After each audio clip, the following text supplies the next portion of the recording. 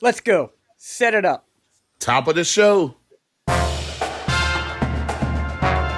Form, check form. Cover down. Do it again. Run it back. And we'll see you at the show. Welcome to this week's Water Break. This is a podcast about everything in the marching arts. You name it, we've probably already planned to talk about it. There is so much that we want to talk about here.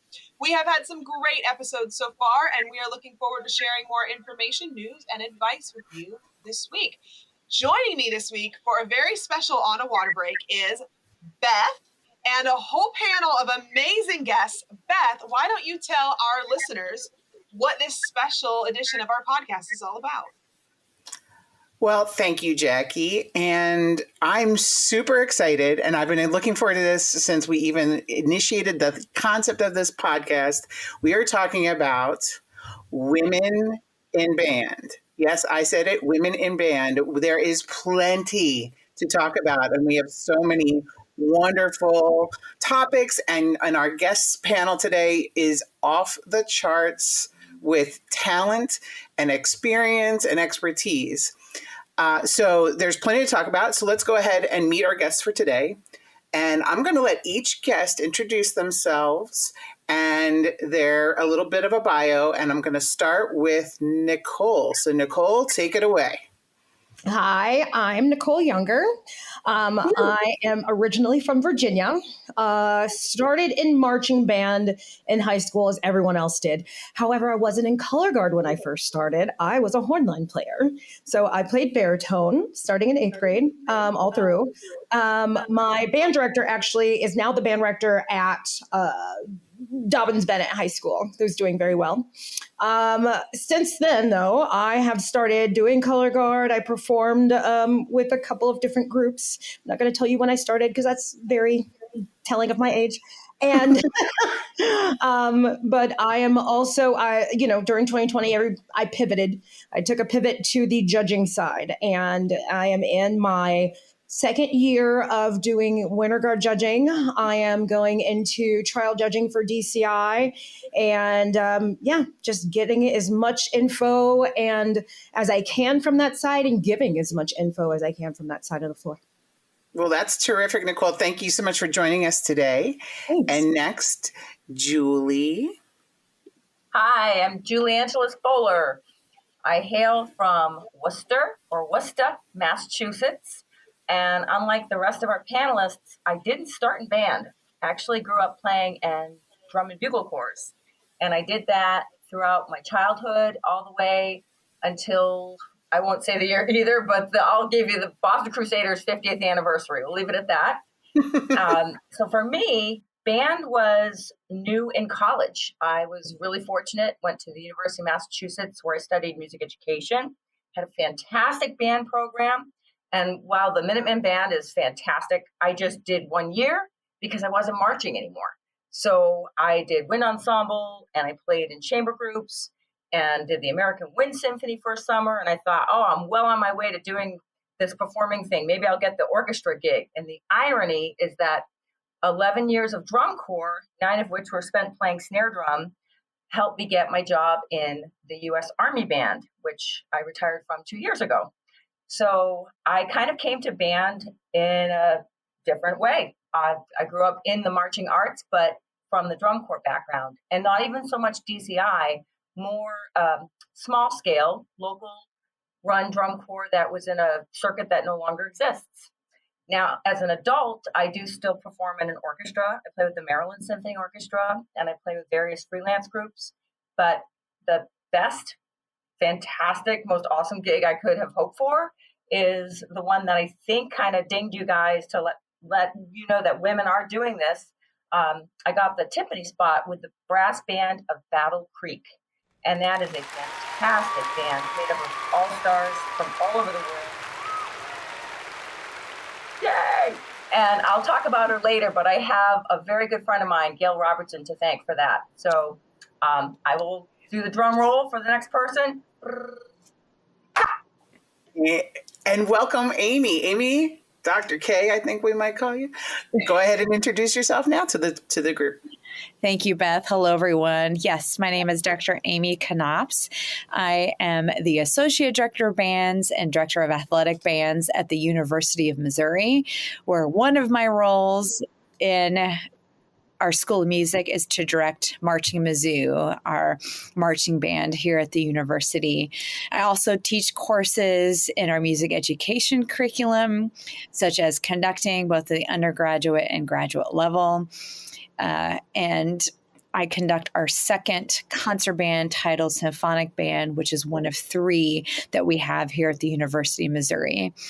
Prior to my appointment here, which is home for me, I'm an alumna of the University of Missouri. I earned my bachelor's degree in music education here at Mizzou.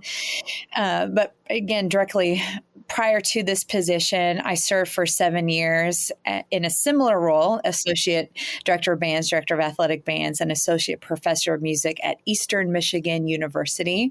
So one of my colleagues is Gail there. So I was when you said Gail's name. So fortunate, to have taught in that area for a number of years. So I know everything that what you just talked about.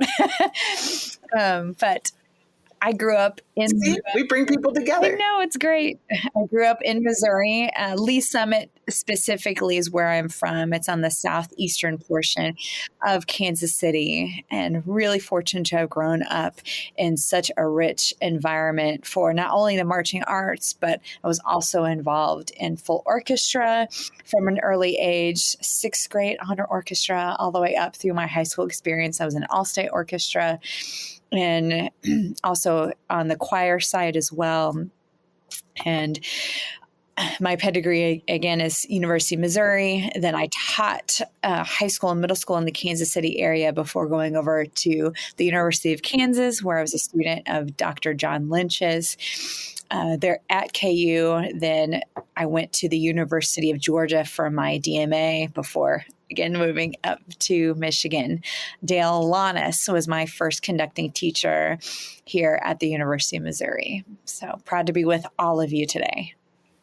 Well, we are super excited to have this esteemed, distinguished panel and just such a diverse and exciting opportunity to talk about the history of, our relative histories, but also what it means to be a female in this particular activity, and what that might bring to it, and what experiences shape who you are today and how you've become, the positions that you've had in this field. So I guess, I'd like to start maybe with Julie. I'm going to go back to Julie. And what's maybe the first time you realized that you might be in the minority in the sense that, when you're taking leadership roles within an orchestra or an ensemble, that it tended to be male dominated? And, what were your thoughts and feelings about that? I would definitely say it wasn't until the mid-90s. I was about to move down to Houston, Texas. I got my master's degree at Rice University. And the summer before that, I played with the American Wind Symphony Orchestra. And Robert Boudreau, who I believe is still alive at age 90, was the conductor. And I was the only woman that made it through the entire summer. We would always hear the story about him firing somebody, or somebody would inevitably leave. So the other woman in the section left, and I never really found out what happened. So that was my first eye-opening experience. And I found that to be the case with every single summer festival I ever did. I did the National Repertory Orchestra, the National Orchestral Institute. These are all non-marching things because I was cramming it all in after 11 years of drum corps. Pacific Music Festival, the Spoleto Festivals, and not one of those was there another woman percussionist. So I hadn't been used to that because the drum corps that I grew up in had a lot of girls. We were predominantly girl heavy. In fact, the snares and the tenors were all the girls except for my little brother. So it was the mid-90s that opened my eyes to that. I was fortunate enough to have other women in the studios when I went to school, but I didn't think any of them were as motivated to become performers. They were fantastic and are still fantastic teachers. But it was a very, how shall I say it, shocking, just shocking for me to see that they didn't look like me. And I didn't understand why that was the case. So I was really lucky to go to Houston, where I met Christina Carroll and Nancy Nelson and Lovey Smith and all these professional women percussionists. And even though they weren't from the marching arts, they all had professional performance degrees. They were playing in the ballet and the symphony. Christina is still principal percussionist of the ballet orchestra down in Houston, and she's in her 60s. So that situation changed my life. And then as a woman in the Army band, and I'm okay, I'll disclose it 25 years ago, but 1997, I won an audition and became the first woman to finish my career as a percussionist in the Army band. I want to make that really clear. Yes. Thank you. There were a couple of women before me, and unfortunately, one of them passed away, but I did get to meet the second one and learn from her experiences, the kinds of difficulties that she faced. And for me, those things happened in my career, but not until I had a kid. So I know we're going to go into that later on in the podcast, but at age 40, I had a child, and it was a game changer. So I know there's a young woman there right now, Sidonie Wade, and she's fantastic. She's almost 20 years younger than I am. And I think if I hadn't made such a loud, bombastic New England voice about the difficulties of being a woman percussionist, lactating and marching and trying to carry drums post-pregnancy. I mean, I can laugh about it now, but it wasn't funny at the time. Yeah. She wouldn't have had that ability to say, hey, guys, I'm still breastfeeding. You might not want me to carry a drum until that part of that mothering is done. And she's fantastic. This girl she's like super fit, CrossFit, all that stuff. But, you know, our bodily functions are different at that time. So that was a big game changer for me. Well, thank you, Julie. That's really enlightening. And I think it's something we can all take away. And it sounds like your perseverance and determination to continue your passion and what you love to do. I'm sure that helped to drive you to that level of success. And, you know, the role models you have are really important. Dr. Knops, did you have a role model like that in your history and experience? Absolutely. I was really fortunate growing up in Lee Summit that I had female identifying teachers. And so for me, I grew up in that environment seeing these role models. And I mean, as we all know, representation matters. And so for me, I was like, well, this, of course, is an option. I have female identifying conductors that I've worked with from moment one, you know, of my fifth grade band experience through middle school. It wasn't until high school that I had a male identifying, you know, lead band director, you know. So I was really fortunate. And someone who's very dear to me is Ann Goodwin Clark, who was my cooperating teacher when I did my student teaching experience. It is an incredible pedagogue, incredible director, and really took me under her wing as I was a developing director, of course, my student teaching experience, but also as I was growing up and finding my way in the Kansas City metro area where female identifying conductors were basically non-existent. Sure. And by the time you get to the collegiate level, did you find, you know, when did you decide that you wanted to pursue a career in academia? And then what happened when you had those role models, and what was your experience at that level? Sure. Well, when I started my teaching career at Center High School as their director of bands, and again, started my program there. Well, the program had obviously been established for many years, but my portion of the program, I was very lucky to have met John Lynch, who my assistant at the time, he had mentioned, hey, there's this new director of bands at the University of Kansas. Let's bring him out. It'd be great to have him work with our students. And of course, as a first year teacher, absolutely, let's bring him in. And we developed a professional relationship. And then he turned to me and he's like, you're doing great things, here in this band program. Have you ever thought about coming or going to grad school? It's like, well, sure, but I want to teach for longer. And fast forward, I ultimately ended up going, and earning a position in a studio.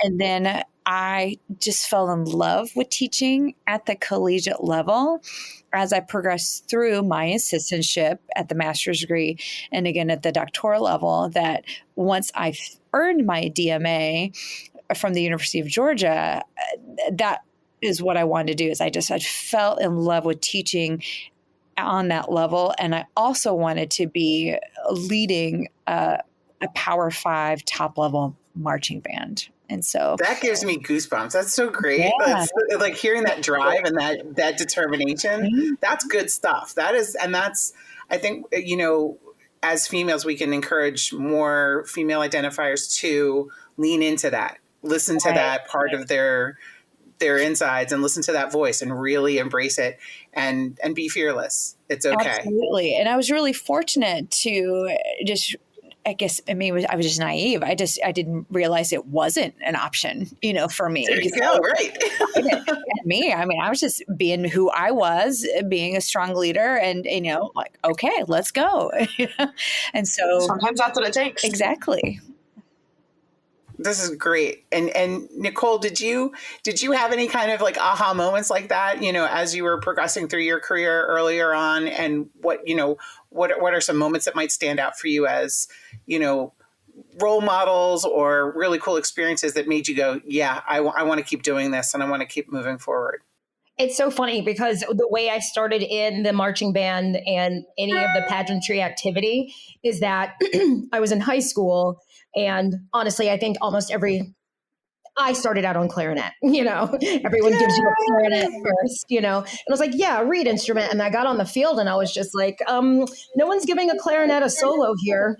I don't want this. And so I was like, okay, well, what about a baritone? And my assistant band director at the time was just very much like, I think you can handle this. And so it took a lot of lessons and it took a lot of me doing it by myself, but I completely switched over to baritone, not just for marching band, but for concert band, symphonic band, and everything else. And at that time I was like, okay, I want to be a band director, because my very first band director was a woman in middle school, and she, terrific. Yeah. Oh my gosh. She was just so encouraging and yes, wanted me to stay on clarinet, but I was just like, I am a low brass person. But as that went on and even through different things, like when I first started doing color guard, I was 19. And so looking around in different guards at that time, I did not see a lot of women that looked like me or a lot of kids that looked like me. Anytime there were little, I call it chocolate drops in other color guards, I would be like, oh, friend, hi, you look like me. And so anytime, and I could see them, that's why like South Shore was always a guard that I'd be like, oh my goodness, that's amazing. And Light Brigade, oh my goodness, so those people are amazing. They look like me.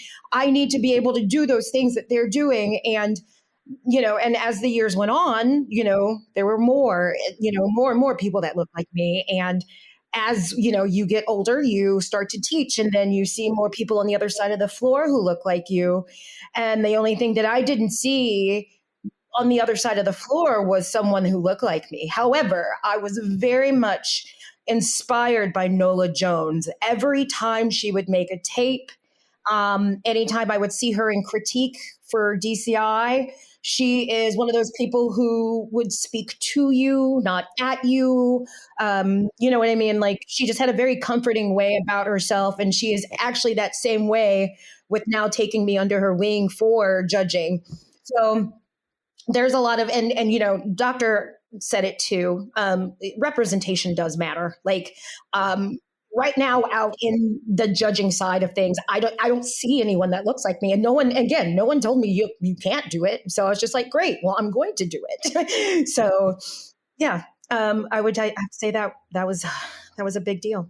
I just wanted to plug in that even though it's been a few decades, I never had a woman judge me in DCI. And Oh, really? that's probably because I was on the percussion side of it. Are there women judging percussion now? Not that well, Nola does. Okay. She does. I know that she does this indoor percussion, and great. so I've seen her there. Yeah. But yeah, that's lacking. Having women on, in that caption, that is lacking. All right. It has been great to get to know you guys and hear some about your background and your inspirations. And let's go ahead and get rehearsal started, and we'll continue talking when we come back.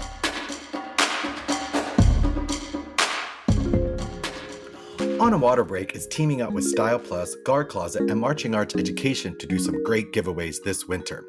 The first is 2 $500 scholarships to 2 performers in an independent percussion, winds, or color guard competing in WGI this winter. That's right, 1 for a guard person and 1 for a winds or percussion individual. If that's not amazing enough, we will also be awarding to 2 groups a set of 20 Style Plus performance tops or a set of 20 unitards. 1 set of unitards for the winning color guard and 1 set of performance tops to a winds or percussion group. Check out more information about this opportunity on our website at onawaterbreak.com. Everyone that registers will receive a free month of service from Marching Arts Education and all their amazing educational offerings. The winners will also be invited to be panelists on our podcast throughout the winter season. You'll tell us about your experiences as a performer and your insights into what's happening in the marching arts. Again, check out our website at onawaterbreak.com for information about applying for these opportunities. Okay, kids, take 10. We are back with our amazing guests today on a Water Break podcast. Dr. Amy Knops, the Associate Director of Band and Director of Athletic Bands at the University of Missouri.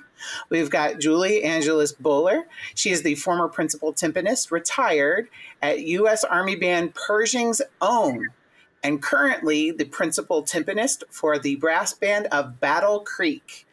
And last but certainly not least, we have Nicole Younger, who is a color guard adjudicator, and she is the founder of The Cookout. Okay, so we're back, and oh my gosh, we were on such a great momentum, when we cut to our last break, and I think we just need to pick it right back up from where we were, what we were talking about, and all of your collective experiences and aha moments and what that all meant for you. And Julie, you were starting to share a little bit about your experience in the Army and what kind of distinctions and differences there might have been in terms of gender identity and how the Army might have addressed that. Yes. So having started in drum corps at age 8, I wore a uniform for my entire childhood. Never once did they say, girls wear this uniform, boys wear this uniform. And that was the advantage of growing up in the 80s, was that my mom and her sisters and all the women from the all-girl drum corps said, we're not going to march in boots anymore. But for real, they just said, no, there's no reason for that. The chafing, I got great stories of my mother talking about, oh, good God, that parade, I got like red marks on my legs for hours. So we are so thankful that didn't happen as a kid. Now fast forward to the 90s, I'm in the Army band, and I get issued a skirt, and I thought, oh, what's that for? Oh, well, for those special occasions. What is this? Like, I don't. Anyway, so I wrapped it up, I rolled it in a ball, and I threw it in the back of my locker where it stayed for quite some time until a certain person took charge of the band. And I almost had to wear it for a concert at a Catholic high school because the band director wanted all the women in skirts. So I thought, well, how do I play the timpani in a skirt and heels? And somebody actually had the audacity to ask me if I wanted to switch and play percussion on that concert, as if I wanted to play percussion in a skirt and heels. No, thank you. Not to detract from any women percussionists out there that prefer heels and whatever. I know there's girls out there that can do it, brava, but not me. So I actually became the first woman who was allowed to never have to wear the skirt. Well, that kind of stirred up the flame in some of them in a good way. The next thing you know, the English horn player was like, I have to open my legs and put that between there. The bass clarinet player has to put the instrument between her legs. A tuba player, we didn't have one in the Army band, but I know Jan Duga really well. She had to wear these culotte things in the Air Force. So why is it that we differentiate between women and men in the uniforms? I also had touched on the fact that women had smaller rank. 25 years ago, I was issued a uniform. I looked at this guy who was 2 inches shorter than me standing next to me in the ceremony. I said, wait a minute, why is my rank smaller than your rank? That's because you're a girl and I'm a boy. No, I mean, I'm being facetious now. It doesn't make any sense. So eventually, these are things that did change. I might not have gone about it the right way in my 20s, but I'm really happy to see that the girls no longer have to wear smaller rank than the boys, or the uniform buttoned on opposite sides. That is so archaic. That comes from when women were dressed by other people. So our uniforms, our jackets, all buttoned opposite the men's.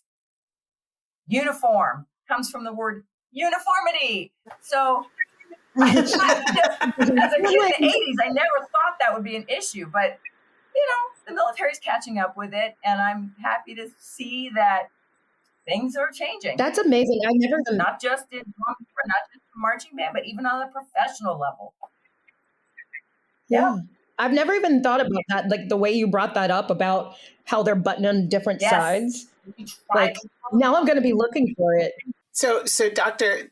Knops, I'm curious, in your experience, who inspires you like today, like in your career, you've achieved a very high distinction within your field with a really, majorly visible program. Who do you get inspired by? Where do you turn to for that kind of zhuzh, if you will, for your next, program, your next year? What gets you going? Honestly, my students. We have incredibly smart That's awesome. students who push me every day to be better. And thankfully, we have fostered an environment here where I am welcoming of their feedback. Because this is my band family, here at the University of Missouri. And I want it to be the absolute best experience possible for them. And I don't have all the right answers. This is a collective. If I can do absolutely anything to heighten their experience and make it better, tell me. I want to know. Every year I want to push us higher and higher. And so I get great inspiration from them because they're smart. They challenge me. They thankfully are dedicated greatly to our program, are very passionate about it. They understand the history here, the tradition of excellence, and they know with each year, and this is the 137th year of Marching Mizzou, and I do the band thing, band 137. Next year it's going to be band 138, just so they have an awareness of their place in that overall history. And I get inspired by them every single day, and I want to be better for them every single day. But of course, I'm inspired greatly by my colleagues who are much smarter than I am, and they push me, and I hear about great things that they're doing in their programs. And when we see each other, we always talk and, digest and, okay, let's collaborate. But we're all of us are centered and really focused on the student experience. That's really fun. I mean, like everything that you just said, because it's like what inspires you. I think we're in an activity where there's very little that doesn't inspire. Mm-hmm. Like, it comes from every place and everything. Like, honestly, being on a podcast like this right now with all these women, like, hello. I mean, yeah, right. And we're lucky because we're obviously in a subjective art form. We chase excellence. Nothing will ever be perfect.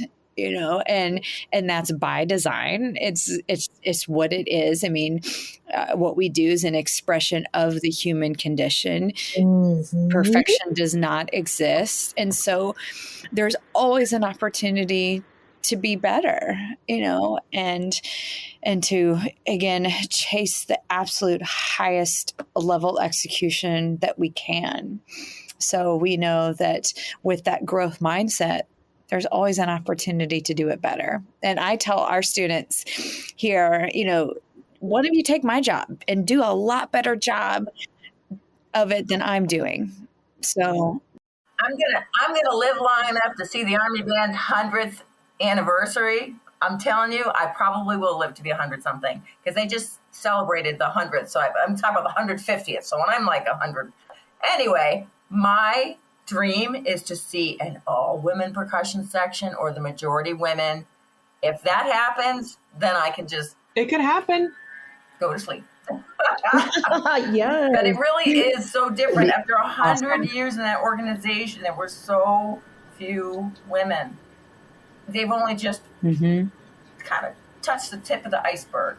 And I'm seeing that change in various groups that I play with. I'm really fortunate to play with an orchestra that has a woman music director, and Elizabeth Schultz is fantastic.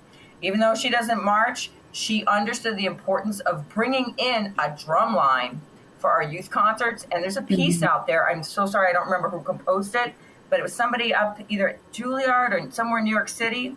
It features a marching drum line. So it's geared towards the kids in the audience participating with the orchestra on stage. And the drum line comes out, and it just ties it all together. And I just say brava to whoever composed it, and for the orchestras that are doing these pieces, to show it's not just marching anymore, and it's not just orchestral anymore. It really is all intertwined. We started talking before the break a little bit about motherhood and family life, and how that can have kind of an effect on your career. I've watched so many, I'm a color guard instructor. I've been a color guard instructor for a really long time now, and I've watched a lot of color guard instructors come and show a lot of promise and then decide to step out whenever they have their family life. And I kind of always have been like, I don't want to be that person. I don't want to be that, because I love what I do so much. I want to be able to keep going even while I'm building family. How have you guys found that balance in your different roles between your family, your full-time career, and how have you kind of stayed away from that sort of stereotypical, womanly thing when it comes to like having to change your priorities with your career? I'm just now rebounding. My daughter's a 6th grader, and I'm 51. So I had already been in the Army Band for quite some time when I got pregnant and had a child, and was also taking care of an ailing parent. So it was extremely difficult, and lack of good leadership close to me made my job almost impossible. But I always say, my mother, who was still alive at the time, used this term. I think I can say this in a podcast, right? It's called piss and vinegar. You've got to find that from within you. If it's there, no matter how much they knock you down, it's like being a weeble wobble. You just come back up. And sure, we all have our battle scars. We've all had our differences. Things that I did pre-pregnancy, I have had to go back and apologize to moms and say, I am so, so sorry. I didn't understand what you're going through. I didn't understand until it happened to me. So that's a whole other thing. Perhaps we can have a network so that moms who went through it don't feel so alone. I remember searching the internet saying, what the hell is this pregnancy carpal tunnel? What does that mean? I don't have it anymore. I had to Google so many things. But my body, I was almost 200 pounds. I mean, look at me. I don't look that big now. So at the time, I was so swollen. I had edema beyond anything I'd ever experienced. My joints, everything ached. And I would go to bed in braces. I could barely drum. One hand came back before the other one. I remember doing most of it with one hand because I could barely get the other hand to work. So I had nobody to really talk to about that. Here we are all these years later. I hope that young woman I mentioned earlier, if she goes through any of these issues, can reach out to me and say, Julie, what did you do when you put that sling on that boob and things just weren't right? Or tried to pick up the cymbals and you realize, whoa, things have shifted. I mean, it sounds comical to me now, but it wasn't funny It wasn't funny when I went to try to crash the cymbals and I realized I had more weight there, or things were just in different places. And even carrying timpani around to gigs now, I do things very differently. I'm more cognizant of the fact that my body has changed. My lifestyle has changed. If you don't have family, you have to create family. You have to have friends, somebody that you can rely on to help. Yes. We're not super women. We would love to all be super women, but here's a telling thing. I didn't drink coffee before pregnancy. Now I need my coffee. So caffeine, if that's your vice, we all have to have something. There has to be some little kick that makes it, oh, I see somebody's got their cup of coffee. Yeah. I'm just saying, it's right here at all times. But it really was life-changing. And even now, I mean, my daughter's old enough that we can leave her at home for a few hours. I mean, I've got to go to rehearsal tonight. She knows, okay, if the cats meow, feed the cats. Take a shower by a certain time. Don't eat all the hidden candy. Definitely don't look at the Christmas presents. I don't even know how to do that stuff. It's not like having a 3-year-old going, don't eat the cat food. Don't go in the toilet. They're just things that you learn, and it gets better with age, and it gets easier. But we're not super women. We just have to It's not for the faint of heart, that's for sure. Yeah. It's not for the faint of heart, and it's all about finding that support. It's that support team, though. And I think, whether you're a mother, whether you're balancing a hobby, whether you're balancing a career and home and ailing parents, we all are pulled in different directions. I think it's important to identify that we're not alone, and asking for help is not a sign of weakness. It's a sign of, hey, let's get this. It takes a village concept. Absolutely. And Dr. Knops, I'm sure you've experienced certain balancing situations as well. Yes, absolutely. I am a mother of 2 furry children. I've never been married. Never been married. I don't have children of my own, but I was the primary caregiver for 2 ailing parents. And it was incredibly difficult. You find strength that you never knew you had existed within you, because they're your parents, and you'll do whatever you can for them. And my mom lived longer than my father, but it was an incredible balance to make sure that you are there for your ailing parent. You are providing them, with as great of a quality of life as possible.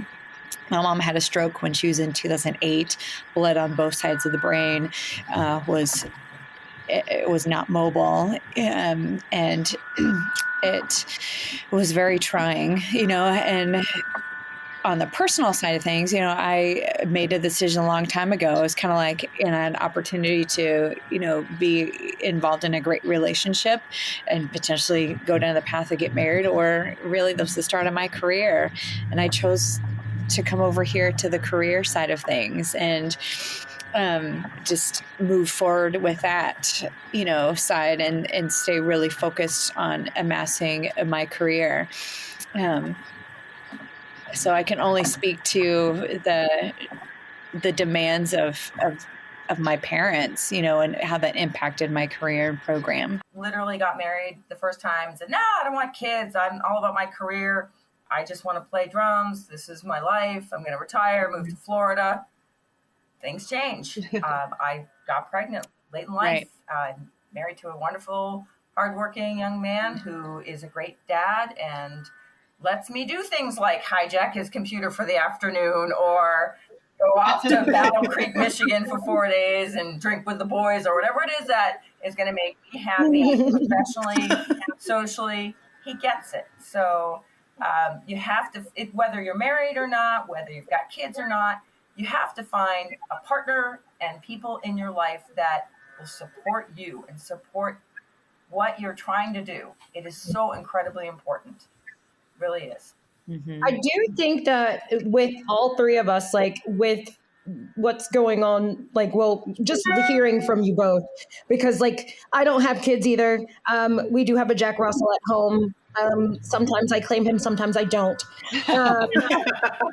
But like, there was a point in my color guard career when I was performing and I was living in New York because I was with Patriots, and my mom had gotten sick. She had gotten colon cancer. And so, like, you don't think about those things. You just move home and you do it because these are your parents and they did it for you. Yep. And, you know, from there you take a pivot. And honestly, that was my pivot from performing to teaching because I took care of her until she passed away. And I went straight into teaching right after that and like did not look back. And it was just like a driving force. So, Absolutely. Yeah. I think there's something to be said that you don't know what's going to happen in your life. And there's been such a long-standing idea that once you get into your late 20s or you're 30 years old, you're like old and your life is over. And it's like, it's not. Once you get older and more mature, you're like, you never know what's going to happen. You never know what's going to change. And I think, you know, Julie, you talked about having your kids late in life. I definitely, I had my first kid at 35, and it's like, there's so many other ways your life could change. There's so much more you can do. So I think it's just great to be able to have role models like you guys who have had such diverse backgrounds, and getting to this point, you know, you're such great role models for everybody who's listening to our podcast. For me, of course, but for everybody who's listening to the podcast. Me too. So before we wrap up this rehearsal chunk, it is time for Text a Friend. This is the time. We're going to get our trivia question from our producer, Jeremy, and then we have 1 minute to try to get one of our friends to text us the answer. Bonus points if we can get the person on the phone. And there's, oh my gosh, there's a lot of us playing today. This is going to be a race with this one. So let's play Text a Friend. I was going to say this is going to be a race. I feel like this is an amazing panel with this question. This is a very appropriate question. All right. I hope that everybody on the panel can say that they know without Googling it. I'm sure at least half of us will be able to, or at least some of us. But I'm curious as to who, if your text a friend, will be able to know this. So the simple question is, who is the first identifiable female composer in the history of Western music? Oh, it's that woman that did like electronic music. I just saw a post about her and I don't remember her name. That one. You gotta get your friend. You gotta get your text a friend to answer it. This is your help. This is your text a friend. The first identifiable woman composer in the history of Western music. Now, I will tell you this question because he shared that. Oh, where is he? Well, she died in 1179. Okay, what? Hildegard. I'm talking about that one that they just showed on the web. No. First, get your text a friend. Who's you got? 11 what? What year? She lived from 1098 to 1179. Well, Professor Eisenstein would know the answer to I'm that. fairly certain Dr. Knops knows this one. You got your text a friend though, Dr. Knops? You got that answer from them? I think I got it. Can we just say it? Who's got it? Who's got it? Nicole. Oh, Nicole, the color guard person. Text a friend. It's my texter friend. His name's Justin. He's on the our marching council leadership council with me. He said the first female composer of record is it Hildegard van Bingen? Yeah. I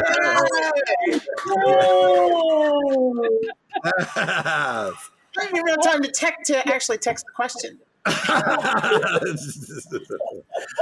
Well, I appreciate everybody playing. The lovely text a friend. Great job, everybody. I knew Dr. Knops. I knew you'd be right in there with it. I knew you'd be right in there. But I wanted to see the text a friend who would get it. And I love and appreciate that Nicole has actually even redeemed herself, because I think the last question you missed, Nicole, was a color guard question. So it was a color guard question. My person got it wrong, but I had it right. Color guard question. When did WGI go to drums? As a kid growing up, WGI was Winter Guard International, and all of a sudden 9 other drums competing. When did that happen? Dude, we have winds competing Don't too. tell Julie about Winter Winds. Yep. That was too quick. All right, well, back to you, Jackie. All right, everyone. It is a time for another amazing woman to give us some of her thoughts. That's right. It is time to hear from the band mom herself, Leander Mama, Cindy Berry. Hello again, everyone. Leander Mama here with another Mama Minute for you. Have you ever heard a mom of a large family say to someone about her children, "Why, yes, they are all mine"? Well, this is never more true than when it comes to marching band moms. As we honor women in the marching arts on this week's podcast, I just have to talk a little bit about band moms, the heroes behind the marching bands. When I first joined the ranks of band moms at Leander, I truly didn't know how much my life was going to change. I came into the program as a former band and color guard kid myself, but also as a sports mom who truly just had no idea what being a band mom would be like. I think I started to get a clue at my first high school band parent meeting when I saw table after table of moms signing up other moms for all types of band duties. In my time at Leander, I was a water hauler, an ice refiller, a fruit supplier, a baker, an errand runner, a uniform mender, ironing lady, fundraiser, chauffeur, and sometimes an ATM machine. But those aren't really the things I did as a band mom that I remember most. What I remember most is being in the stands and cheering at every single football game, standing in hot band parking lots, watching the kids learn and perfect their marching drill, sitting in stadiums in all types of weather, and being absolutely amazed at the incredible marching shows that teenagers were able to put together in just a few short months every fall. Band kids truly are amazing, but they can't do what they do without all of the support and work behind the scenes of the band moms. Today, I just want all of the band moms out there to know we see you. We see you in the stands cheering at both home and away games. We see you fully investing in your child as both an encourager in the stands and a hard worker behind the scenes. We see you stepping in and being a mom to someone whose mother might not be available. We see your happy tears when your child succeeds, and we see your heartbreak when they are hurt or experience great disappointment. We see all of the sweat and blood you pour into your child's band program. We see you and we recognize the true marching band heroes that you are. So do me a favor today. If you are a child in the band, go and hug a band mom and just tell them how much you appreciate them. That's all for today, but stay tuned for more Mama Minutes on future podcasts where I get to talk about all things band related. Have a great week, everyone. On a Water Break is teaming up with Style Plus, Guard Closet, and Marching Arts Education to do some great giveaways this winter. The first is 2 $500 scholarships to 2 performers in an independent percussion, winds, or color guard competing in WGI this winter. That's right, 1 for a guard person and 1 for a winds or percussion individual. If that's not amazing enough, we will also be awarding to 2 groups a set of 20 Style Plus performance tops or a set of 20 unitards. 1 set of unitards for the winning color guard and 1 set of performance tops to a winds or percussion group. Check out more information about this opportunity on our website at onawaterbreak.com. Everyone that registers will receive a free month of service from Marching Arts Education and all their amazing educational offerings. The winners will also be invited to be panelists on our podcast throughout the winter season. You'll tell us about your experiences as a performer and your insights into what's happening in the marching arts. Again, check out our website at onawaterbreak.com for information about applying for these opportunities. Oh, thank you so much, Cindy. That is so sweet. I feel that as a mom. Now it's time for Quick Chunks with Gush and Goes. This is the time of rehearsal where our staff get to gush and go on for 30 seconds about anything they want to, having to do with the marching arts. Let's go. Okay, well, I'll get started. I just wanted to, this is Beth, I wanted to gush and go a little bit. The Tournament of Roses Parade obviously is coming up this winter, and I call it dual citizenship because I attended 2 different universities, and I'm proud that Penn State is actually that's my second citizenship, so to speak.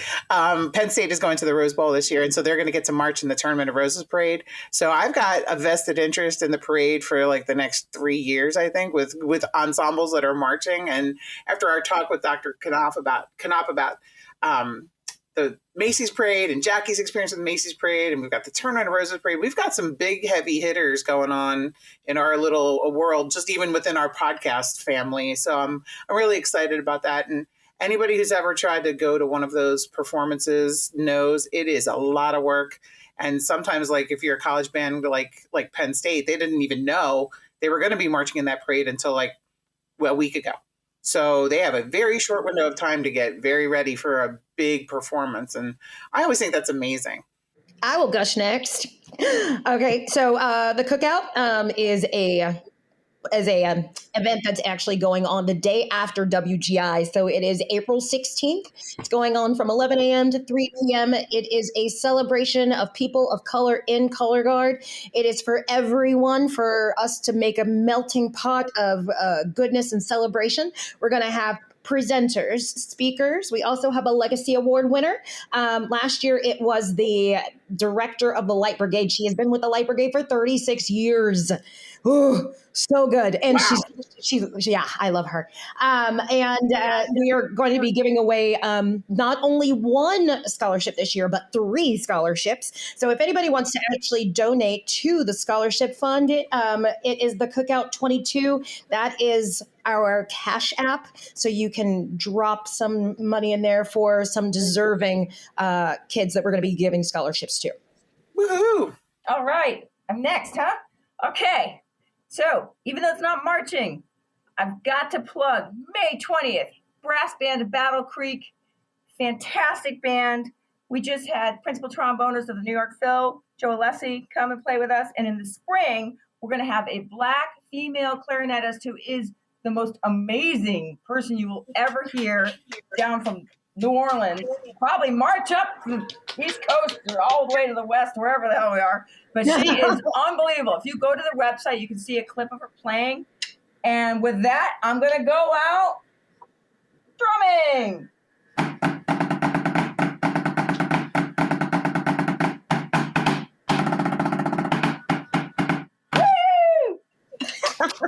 Yes, this is great. You couldn't see that. There was a virtual salute there. So I gotta go to a gig.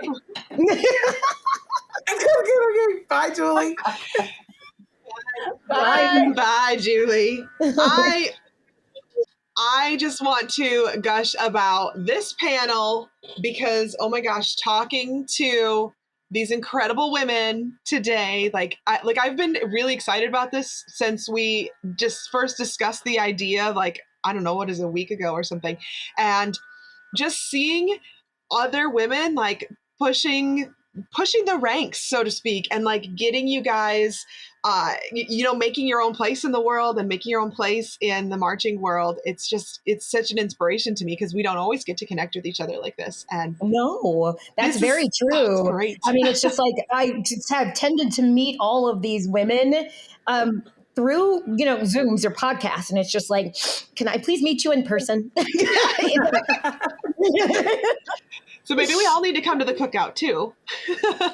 Hey, you should. I think it would be fun. I think I'm just blown away. And I'm, stunned into silence is not a good thing for a podcast where you should be talking.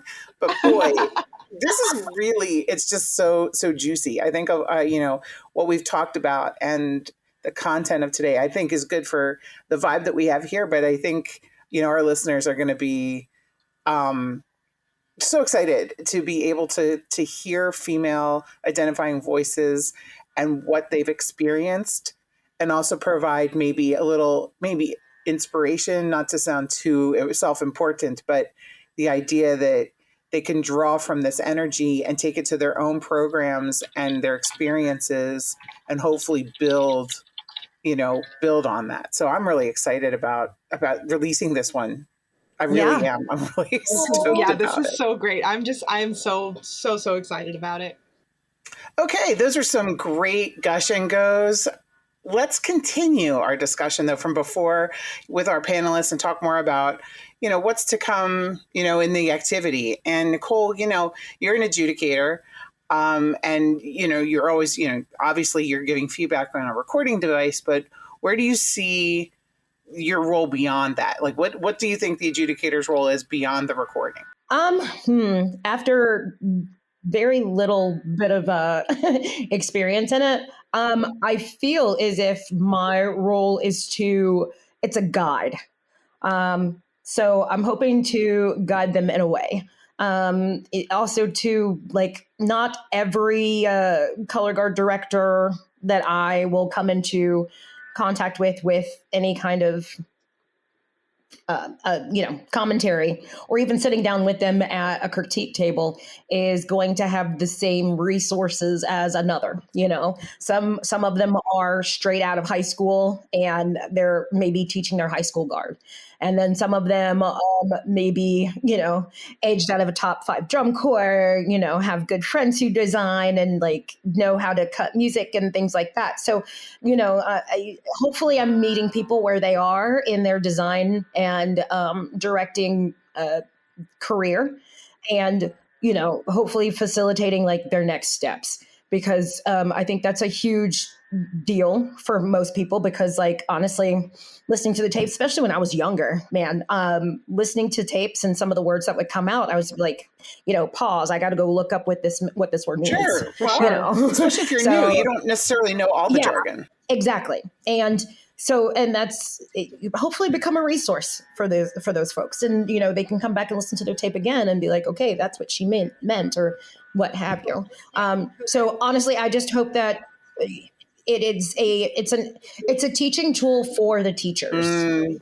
That's a great point. I think people miss that. I think people get and it makes sense because, some situations are more competitive than others. Sometimes you're judging smaller groups, less experienced groups or real experienced groups, and it varies. So I think I would imagine, not being an adjudicator myself, but I would imagine that, it's a pretty heavy responsibility because you're trying to give that constructive, productive feedback while still assessing the performance you just saw. And I'm sure that kind of pulls on both sides of your brain a little bit and trying to make sure you achieve that goal, I would imagine. Nicole, am I in the right arena with that?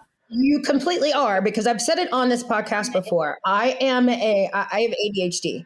And so I have to look at things in the macros, because if I'm just zeroing in on one thing, that's why I do GE and DA. When I zero in on one thing, something over here could happen and I'm like, oh, squirrel, so, sure. I like to see how the whole picture blends itself in together. Like, why is this happening all the way over on the right side and this happening on the left side? And even with a small group or with a bigger group, those things are still important. Right. Those two things are still important, So, oh gosh, I hope that answered the question. I'm going off a tangent. No, I think that was great. I don't think anybody's being graded on their responses. I think we're good. We're just having a chat. It's no big deal. I was just curious. I've always felt very intimidated by the judges and their coats and fancy hats sometimes, and what they're, and thinking that maybe I wasn't, capable of being a judge. But it's clearly important when we're in a competitive activity. We need to be evaluated. We need feedback, and we need to grow each week. I think that I think more judges and adjudicators would do well to remember that part, and I think remember the part about teaching teachers. It's reminding them of what we're here for, and it's the students in the activity, right? It's not just about who's in charge or who's at the top, but producing and getting the best performances we can out of our students. Jackie, I'm sure you probably experienced that too. Yeah, I definitely, it's been kind of crazy going from the local small school marching band circuits and then going to the judges training, which I know, Nicole, you're going through your DCI and everything. I went through the US bands circuit and did my judges training through that. And it's such a different way to look at it, because you do still want to educate, but you have to also make sure that you're doing that evaluation side of it and that you are ranking those bands and scoring them, because at the end of the day, that's kind of the purpose and what the judge was position was created for. However, like, since there's so many scholastic groups that are involved with this stuff, they really, that education side is so important. And there's not a lot of professional development for directors in the marching activity in particular. So all of that is so based on experience. Yes, exactly. It's all experience based. And Nicole, I love that you're doing it, because I have to say, like I said, I've judged, and like I have judged so many times, and I can literally remember in the last maybe 5 or 10 years, one female judge that I was on a panel with, where there was one panel where I was not the only female on that panel.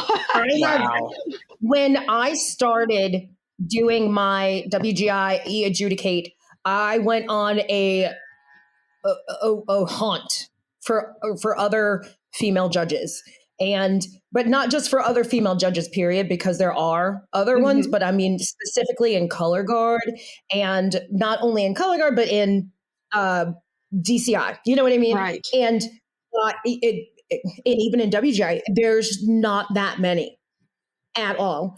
And just like Dr. Knopp was saying earlier, like, again, representation is so important, because the majority of those kids that are performing are women, are female, and they're going to be looking up at us. Like the whole reason why I do it too, female, I don't see, I'm usually in a room with a lot of people who are my photo negative. So, I want to be that other thing that, the other kids will see. But also too, there is you just want to see it through different people's eyes, and you want to hear what everybody else thinks too. Like, there's going to be a different way that this person is going to say, what this other judge is thinking as well. So I think it's very important that we have that representation out there. We have that point of view out there. And we have all of that commentary too, all that information. Bravo. Yes, definitely, for sure. I love it. I love that so much. Thank you so much, Nicole, for this, and thanks to our other guests, even though they had to leave already, but it was such a valuable episode today. I feel like all of our discussions have been so rich with, entertainment, but also education, and just a great perspective on what it's like to be a female in the marching arts. We hope that you found your time with us to be worthwhile, and tell a friend, share a link on social media, get the word out. Don't forget, we have a scholarship going on and a uniform giveaway, and everybody have good luck on your run this week, and we'll see you next time. Bye, everybody.